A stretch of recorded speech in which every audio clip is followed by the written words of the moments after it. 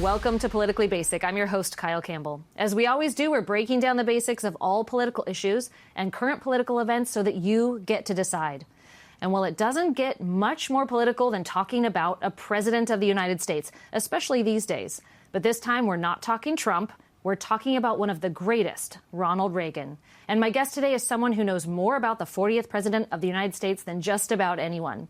Award-winning producer of the 2024 film Reagan, also founder of MJM Entertainment Group, author of several books, his latest being Reagan, a memoir from the producer of the Reagan movie. It's the phenomenal Mark Joseph. And we get to talk to him about the movie, the beautiful new book, about the making of the film, and all about these incredible accomplishments right now. Mark, thank you so much for joining me. Thanks for having me. Well, I have waited a long time. You've been very busy on this new book tour. And thank you so much for generously giving me some time with you today to talk about the book and the movie and all kinds of things having to do with Ronald Reagan. Great to be with you. What an appropriate show. Well, first, right out of the gate, you've done some really incredible films and worked on amazing projects. People know you from No Safe Spaces, which was insanely amazing. And if you haven't seen it, you got to go run out right now and watch it. But you switched gears pretty hard. Why Reagan? Why this president and this film? Well, I've always wanted to make this film. I do love biopics. I worked on the Ray Charles movie. I didn't produce it, but I worked on the development and the marketing of the Ray Charles movie. And so, I kind of treated this character, Reagan, as if it was like a Ray Charles or like a Jackie Robinson or just like a biographical character. It's funny because some of the criticism of the film has said it's hagiography. But I never hear that word ever pulled out for any other character in movies. What is that? I think it means, that you're sucking up to the character, making him a perfect character that's just perfect. And I'm like, did you guys watch this movie? Because he's got a lot of problems going on. He gets dumped by his teenage girlfriend who finds a handsome man and breaks her engagement off and runs off with this guy. His first wife dumps him. He's pretty much washed up at 50 years old, and he sits with his mom on a park bench and says, I thought I was going to be something great, and I'm not that great. So I don't know which movie they were watching, because our movie is full of the ups and the downs and the goods and the bads, but it just is curious to me why that word only comes out for a political figure like Ronald Reagan, but never for Ray Charles or any of the other characters. But yeah, I just wanted to treat him like a man, and really interesting learning experience for me. My director was going to be John Avildsen originally, who directed Rocky. John passed away, so we had a new director come in. But John used to say to me, first of all, he told me great stories about Rocky. It was just like I'm sitting there at lunch with him and I'm making mental notes of all the stuff he's telling me. But he said, don't forget that Rocky is not about boxing. It just happens to be his occupation. It's really about the man and all the things he has to overcome. And he said in the same way, Reagan can't be about politics per se. It just happens to be his job. Now, there's obviously political things going on, but it's really about overcoming the odds and the difficulties in life and kind of being washed up and not reaching your destiny until you're 69 years old. Wow, you depicted that so well, because this film covers his life from childhood all the way through the end. I mean, that's a huge undertaking to, show someone who had such a full life in one film. I mean, it wasn't a 5-hour film. It could have been. Yeah, it could have been. How did you do that? Yeah, it was a real challenge. Our first cut was about 2 hours and 40 minutes long. And I think we probably have material for 3.5 hours or so. So it's hard to... There's a modern construct of filmmaking that you take 2 weeks in somebody's life and learn about them. And I just thought that doesn't really work for me as a viewer. I kind of want to know more about where the person came from, what formed them. And so kind of broke the rules in that we're, as you said, we're literally from 11 years old until 85 or something. So the danger is, if you don't do it right, it can be skimming along and not really go deep anywhere. So we really had to be conscious of that. Like, we really have to make sure we're going deep to understand the character. But I did want to cover, I think for a lot of us, you have to know the childhood to understand why we do what we do. And if you can figure that out, then stuff makes sense. That's so true. No, you did such a beautiful job. And I think that we all learned a lot from this. There really hasn't been a Reagan movie. Maybe there have been some smaller attempts, but this is really it. And we're grateful for it because we thought that we kind of knew who this person was, this figure to us in our political sense in our world. And you just did such a beautiful job of depicting the person, not just the president. You also decided to start this in 2020. So that's right. In addition to the challenge of figuring out how to make a film that wasn't 5 hours long about such an interesting person's whole life, you were trying to make a film during the year that COVID happened to the world. So how did that go? Well, I began the book Making Reagan with where it all started, which is back in 2005, I think it was. We're driving through the Midwest, my wife and then 4 little girls, the ages, 0 to 1 to 5 or whatever it was. And we're driving down the road, and all of a sudden I'm pulled over for speeding. And the officer, writes this ticket out for me, and he says, "You have to appear in person." And, I'm not trying to be a Hollywood type, but, I live in California. I can't really come to a courthouse in the middle of Illinois a month from now. Can we work something out? Yeah. And he said, well, maybe you can come tomorrow. So I've still got to spend the night now and I looked at the ticket, and it said, you must appear in court in Dixon, Illinois, Ronald Reagan's hometown. So I'm thinking, this is really weird. I have to spend the night in Ronald Reagan's hometown. So I'm going to make the best of it. And so my kids and my wife and I, first of all, I'm driving 45. Suddenly, the speed, it goes 65, 45, the speed limit. And so I kind of got caught in this little trap. And so, I'm going to make the best of it. So we went to all of Reagan's childhood haunts and place he grew up at. And nothing against Dixon, Illinois, but there wasn't a lot there at the time. It's a beautiful place, but I saw a gas station and a Holiday Inn and a Pizza Hut, and I didn't see a whole lot.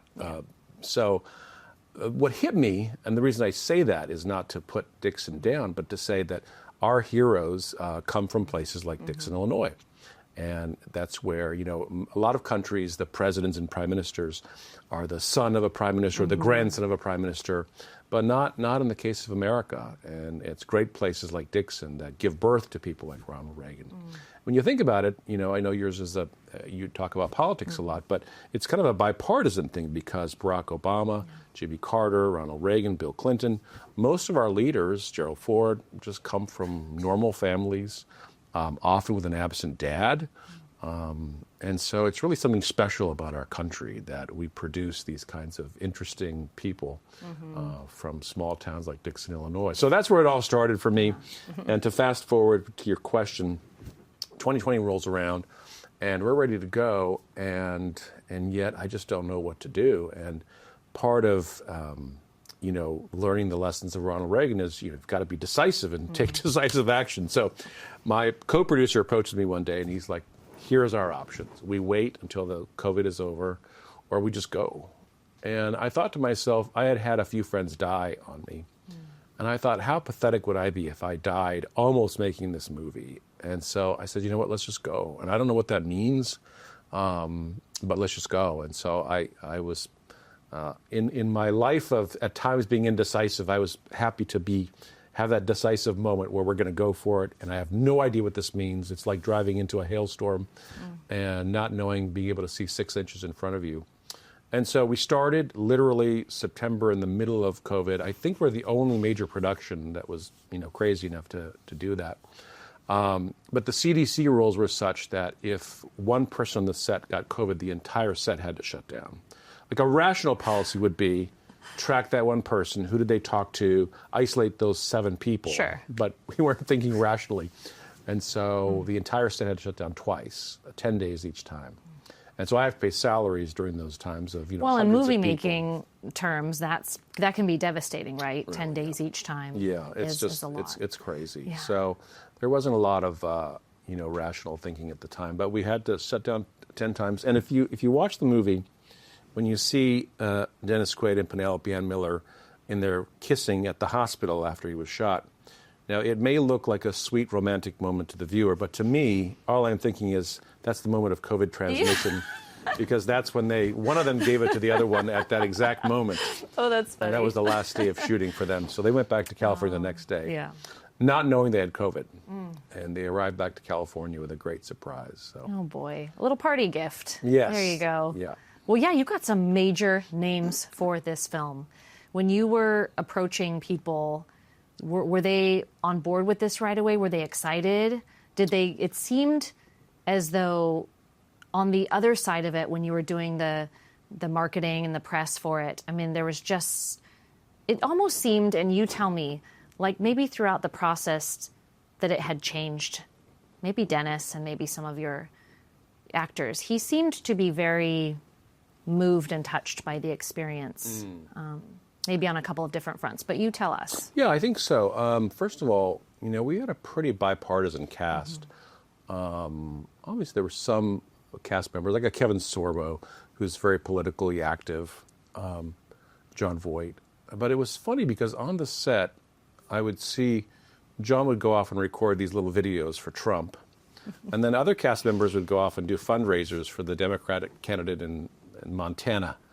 And so I'm like, well, this is good. And I think on a serious note, what I think we accomplished it was a good example for the country of all people of different stripes came together. And we had a goal and a mission to make this movie. And people set aside their political ideologies and worked together. I think of, I was right, center, left, all across the board. And I think that some people may have done it for political motivations, but most of the actors were there because of the work and, to play an interesting character. And I think that also there was just a feeling that we were here to, like I said, to tell the story of this man, and the politics is incidental.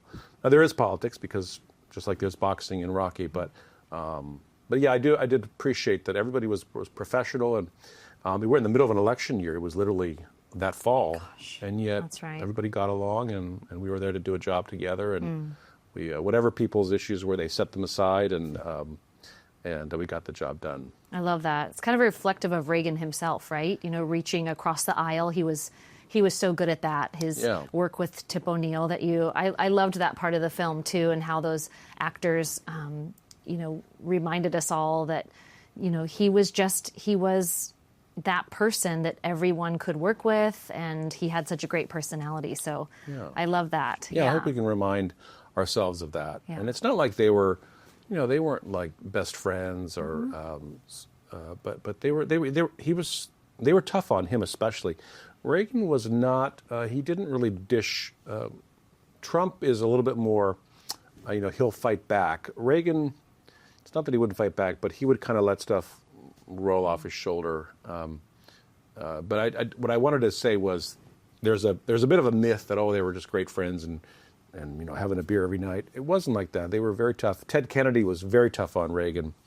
My favorite Ted Kennedy phrase was, he says, Ronald Reagan must love poor people. He's created so many of them. Oh, gosh. And stuff like that. And also Ted Kennedy was, we found out later, really colluding with the Soviets to help defeat Reagan in '84, that he was sending an emissary over, kind of giving them advice, like, here's how you can take the guy down. Like, which you think about it, that's pretty much borderline treason.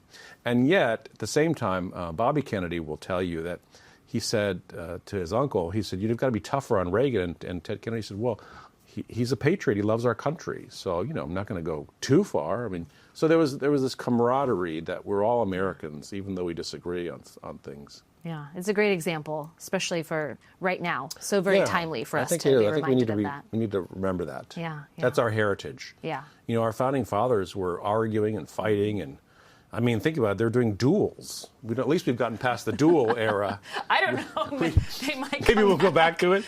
Well, at least, but that's our heritage, And whenever I would see a woman, I'm thinking in particular a woman in Target or Walmart during COVID, going crazy with the mask, refusing to wear a mask or whatever, and I would remind my friends, I'm like, well, this is our heritage. This woman is the great-great-granddaughter of the woman who couldn't get along in Italy and left for America because she wanted more freedom or she didn't like being bossed around. And so this is her great-granddaughter saying, I'm not going to wear a mask. Who do you think I am? I mean, so it's kind of who we are. It's not an unusual phenomenon of the right or the left. It's just part of our American character. My grandmother came here at 15 years old on a ship by herself. Do you think she likes to be told what to do? That's not why she came to America. Right. Yeah. Oh, I love that. Well, the film was a great success, despite some critics in the beginning saying, you shouldn't make it, you're going to lose money, it's going to, be a failure. It certainly wasn't. And it was profitable. It's going to continue to become even more profitable, as we really don't like going out to the movies as much anymore. We like to watch them from the comfort of our home. What do you think about that pushback that you received initially? Because Ronald Reagan is pretty widely known to be one of our favorite, most popular, and most well-respected presidents in this country. Yeah, we have great partners for the film, first of all, but I think they needed to see it perform well. And so once it was performing well, Universal came on board for the rest of the world, and then Lionsgate was our partner for all the ancillary, we call all the streaming and home entertainment and things. But we found a great company called Showbiz releasing it. It was just launching, actually, so it was perfect. So they took it out theatrically for us. So, it was definitely a challenge. And I joked to my friends and to people like you that this book, if you have a friend in your life, or maybe a young person who's thinking of going into filmmaking, give them this book and they will not do it. They'll get into dentistry or accounting or something more sensible. Oh, goodness. Because it's just a lot of ups and downs. Yeah. And I think what helped me hang on was learning from Reagan. One of his aides, Judge Clark, who lived up in Paso Robles, he and Reagan used to talk in shorthand with each other about the divine plan, the DP they would call it. And so they would always, something would happen in the world and he would say, well, don't worry, the DP, we got the DPs at work. And just the sense that God's guiding things and you don't have to worry about the ups and downs that you'll have because there's a plan. And so I would remind myself of that from time to time, that there's a DP, because there's just a lot of challenges. Of course, COVID just amplified everything, but there's just a lot of challenges anyway. So if you kind of keep on course and remember that there's a guiding hand that helps. Yeah. Well, we're sure glad that you did keep on the plan, that you pushed forward and walked through those open doors as they came, because the film is just so outstanding. It's really moving. It's very emotional. I've heard that a lot of people got emotional in the theaters watching it. I certainly did, saw it at the screening and watched it again at home. And it's just such a beautiful story of this man who just wants to serve his country in the best ways that he can. A lot of people have made parallels between Ronald Reagan and Donald Trump. And I want to ask you about it, but I want to read you one of these quotes, because I thought that it was very poignant from Reagan's farewell address. He said, "The way I see it, there were two great triumphs, two things that I'm proudest of. One is the economic recovery, in which the people of America created and filled 19 million new jobs. The other is the recovery of our morale. America is respected again in the world and looked to for leadership."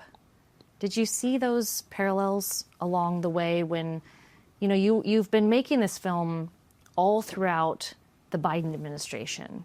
So, of course, we hadn't gotten to the Trump administration again. But as we see Donald Trump come back into office and address an economy and address America's role globally and reputation, really, do you see those parallels like other people have been picking up on? Well, first of all, the film took 19 years to make, and approximately we lose about 2 million people a year in America. So I figure I lost about 38 million of my fans, because the older folks loved the movie. Oh it's like I'm missing 38 million people at the box office. But I think to answer your question, people forget, and even you're probably too young to remember even, but at the time when Reagan was running for office, there was talk about the presidency being too difficult for one person. That's how bad things got. That because Jimmy Carter, think we'd had 4 basically failed presidencies in a row: Johnson, Nixon, Ford, and Carter, for different reasons, their failures. Johnson can't run a second time or he would have lost. Nixon resigns, Ford loses, Carter's way down. So there was really talk about, should we divide the presidency to 2 or 3 people? Like one guy does foreign policy, one guy does domestic. It was like literally for the first time in our history of 204 years, we've lost our confidence in even the presidency itself.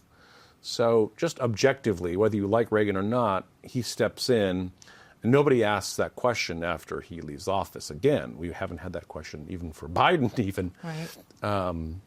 So that's a pretty big deal that he restored our confidence in ourselves as an institution of the presidency itself. Yeah.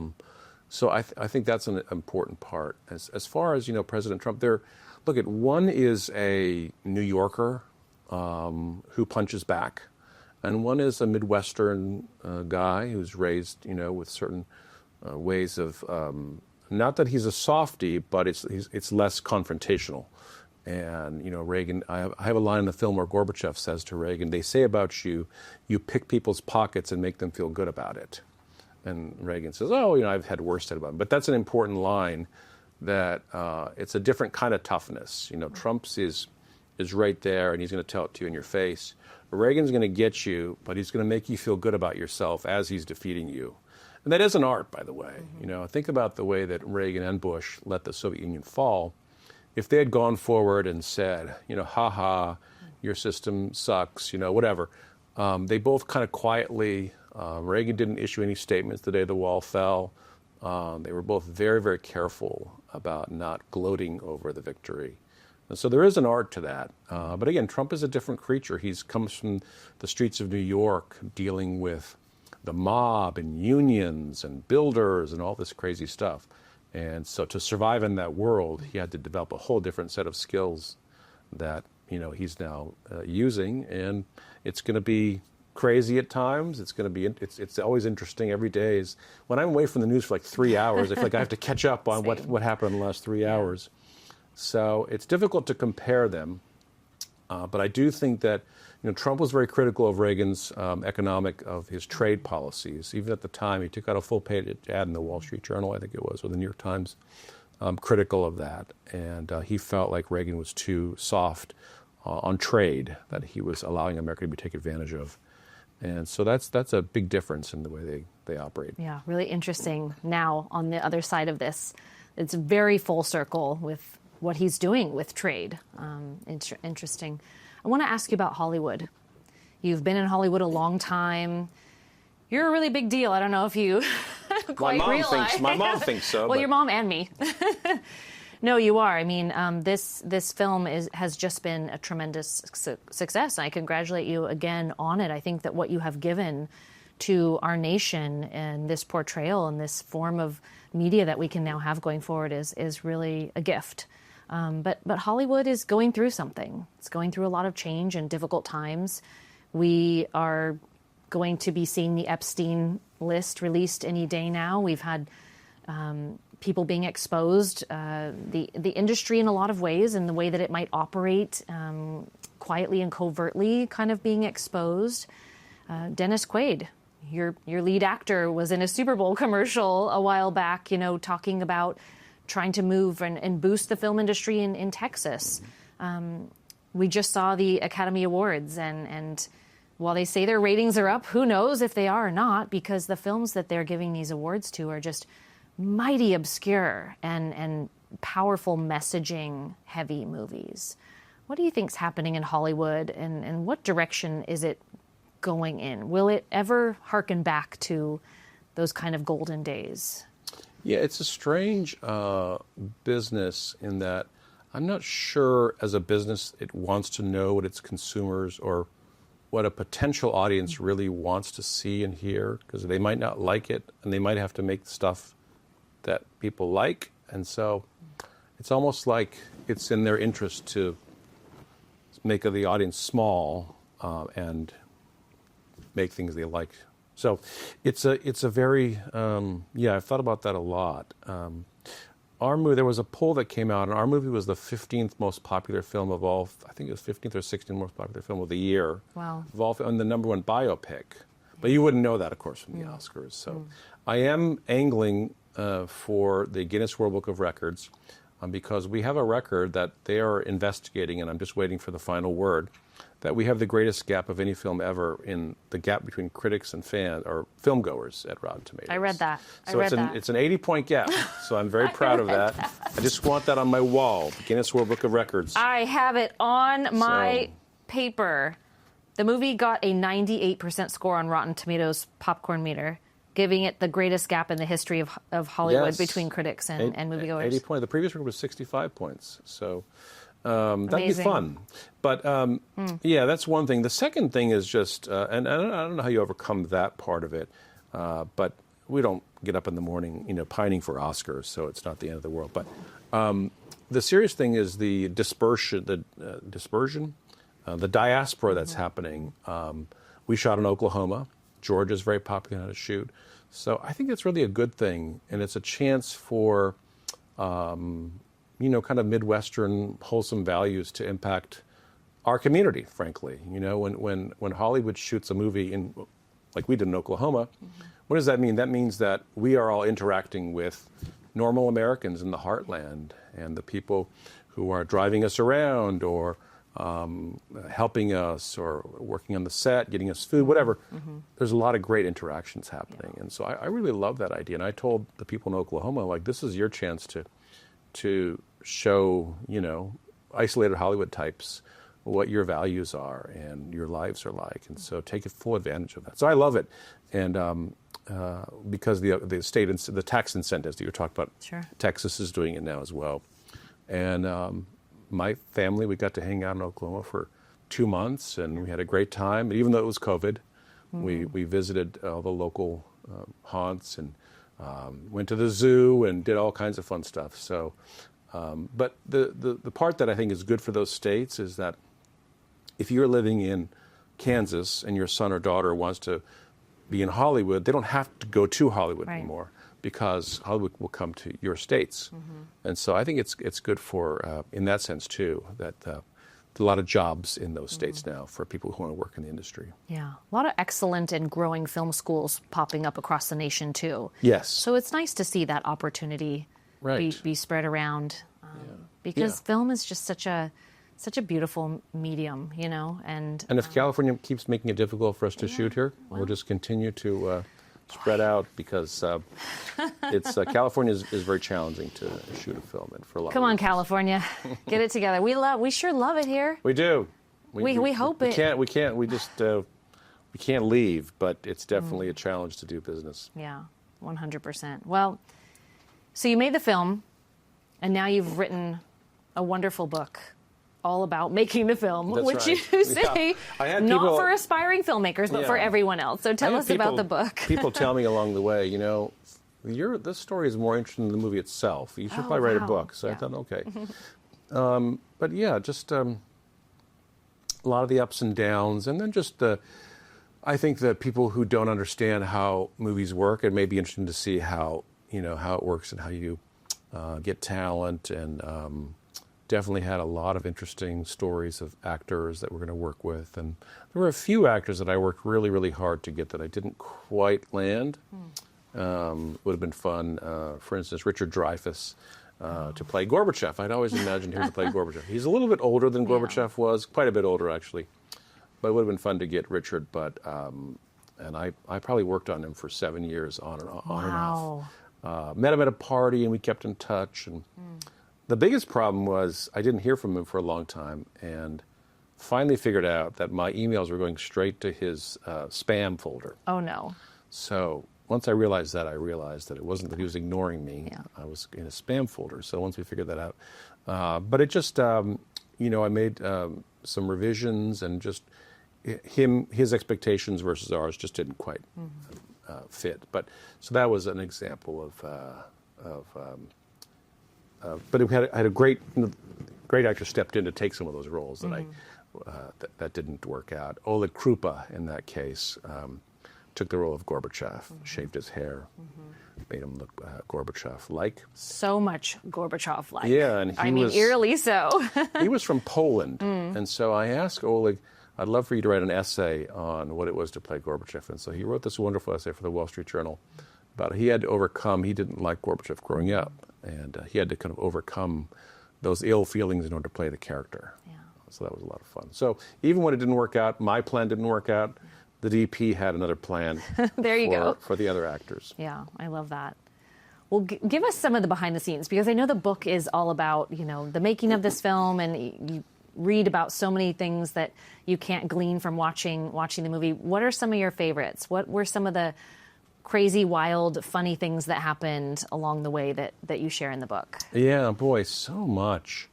We shot at multiple locations. So we shot in Oklahoma, as I told you earlier, and then we came back to California later to shoot at the Reagan Ranch and on Air Force One. And it was just a little eerie to shoot. I think for Dennis and Penelope and for all of us, it was a little eerie to shoot those scenes in the actual places they would have taken place. So to have Reagan and Nancy talking about, should I run again, literally in the kitchen, in their kitchen that hasn't changed in 45 years. A little weird in a good sense, a little eerie. But yeah, so many interesting things. We had a flood. We were shooting in Santa Barbara, and we had a flood up there. We had to hold off on shooting for another week, and really just the obstacles that would come along the way. But we also had a lot of fun. Dennis and I in particular. I mean, this ended up being like a 6-year journey, so he became almost like a big brother to me. And one day he somehow he started dating this young woman, and she was quite a bit younger, as people know from the paparazzi or whatever. And I put her number in my phone, and I put Laura Quaid. I put his last name, because I said, you cannot let this person go. Oh. She is amazing. And sure enough, they got married about a year later. So we were kind of on a life journey together at that point. We got thrown in together. And to his credit, he had a lot of patience when we had all these ups and downs and things. And a lot of actors wouldn't have stuck with it. But he's at that age where he just turned 70 recently, Reagan's age. And he just doesn't, he's less worried about what people think about him and more worried about just being true to himself. And so he wanted to do it. And personally for him, what I realized later was that there was just a personal affinity. His parents were, I think, Reagan fans. Yeah. He and his father, he remembers driving down the highway, listening to Reagan speak in 1964 with his dad, hearing the speech for the first time.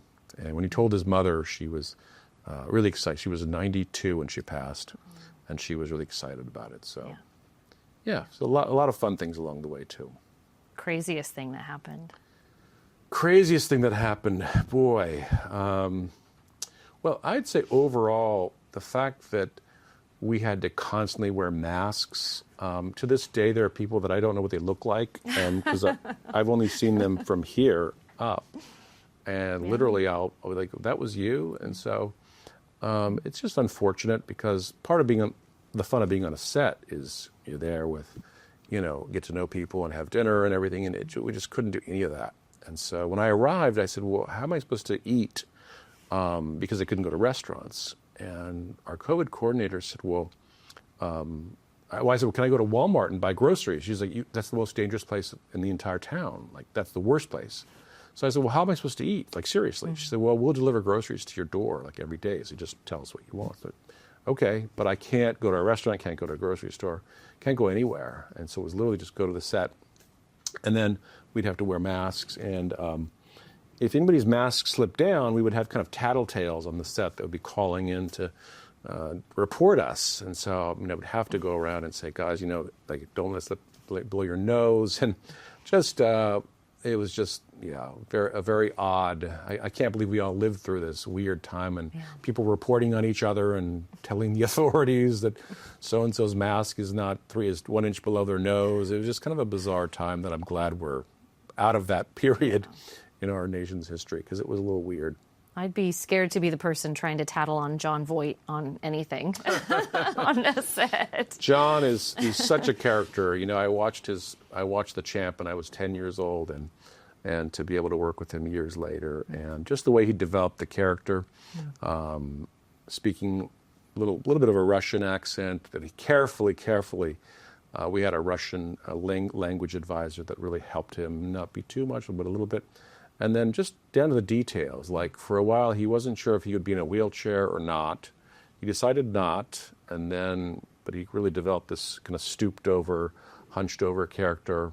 And I think the challenge also for Dennis in particular was to play 1947 and 87 in the same day, because sometimes the shoot schedule would call for him playing 40-something years old in the morning, and in the afternoon he'd be 70-something. So I'd have to kind of remind him, hey, don't forget you're 40 years younger now. And so what does that mean? Well, then you talk faster and higher pitched, lower and slower in the afternoon. So that was a real challenge for him. But I think even people that didn't like the movie respected Dennis's performance. And so that's a good sign. And I think in a normal world, I think he would have had a nomination for Best Actor, and also Penelope for her role too. Excellent. It takes exceptional acting to portray someone who is so well known to the American public and to the world. Yeah, right? and also it's so easy to create a caricature of him. So definitely and there's been so many funny SNL type. Johnny Carson used to play Reagan. Rich Little. There's always these great over-the-top characters. So there was one time where I remember going up to Dennis in the set and just saying, just be Dennis Quaid. Don't try too hard. You kind of have a lot of the Reagan characteristics as well. They really do have a lot of parallels. They're both obviously in Hollywood. They were both kind of overshadowed by their wives. And Dennis will tell you this, that, for a while, Meg Ryan was more popular than he was. And Jane Wyman was more popular than Reagan was. Went through a divorce. The mothers are both very religious, very devout. And so, there's a lot of parallels, though, between the two. That's so interesting. Alcoholic father, too. Wow. Really interesting. Well, he did a brilliant job. Amazing. I think so, but I'm biased. Well, you can be. You should be. When you look back, this has been such a long journey for you making this and now kind of documenting it in this book that you've written and created.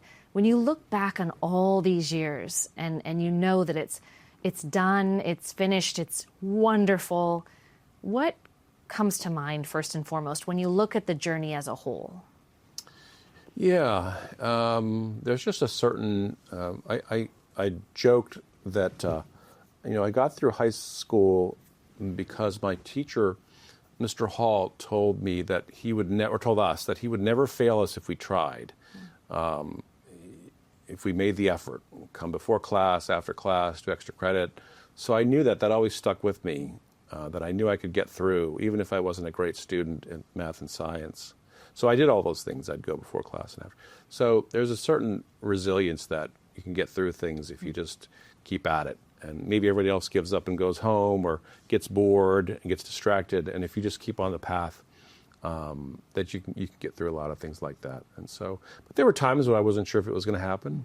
And I had the weight of, especially our early investors, just carrying that weight that I want to do right by them. And so, that was always a possibility that you're just going to fail and have to go home and tuck your tail between your legs. But at the same time, we just kept plugging away and we got there eventually. And it was a great success.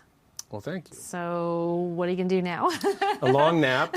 Yeah. What's next? I also put in the book that question. Well, it's been a few months, but it's sort of like you have some children. It's sort of like, when you're giving birth and your husband or somebody comes and says, can we have more kids? And you're like, go away.